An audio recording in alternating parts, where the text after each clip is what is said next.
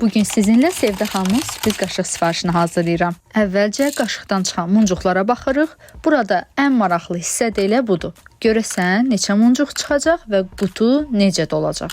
Ümumi 18 muncuq çıxır və bu muncuqlara uyğun olaraq qutunu hazırlamağa başlayıram. Amma bir şey də qeyd edim ki, mən məhsulları təsadüfi seçmirəm, çalışıram ki, həm rəng uyğunluğu olsun, həm də qutunun içi bir-birini tamamlasın. İndi isə bir-bir əlavə etdiyim məhsulları göstərim. İlk olaraq bir ədəd ətirli bədən spreyi əlavə etdim. Bu cür məhsullar həm çox sevilir, həm də qutunu daha dolu göstərir. Daha sonra Oriflame Zevan seriyasından tuj əlavə etdim. Bu da gündəlik istifadə üçün çox uyğun məhsullardandır.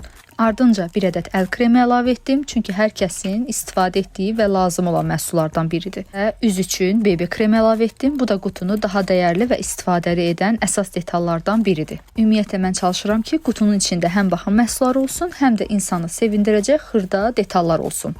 Yəni məqsədim sadəcə qutu doldurmaq deyil, qutunu açanda insanın üzündə gülüş yaransın.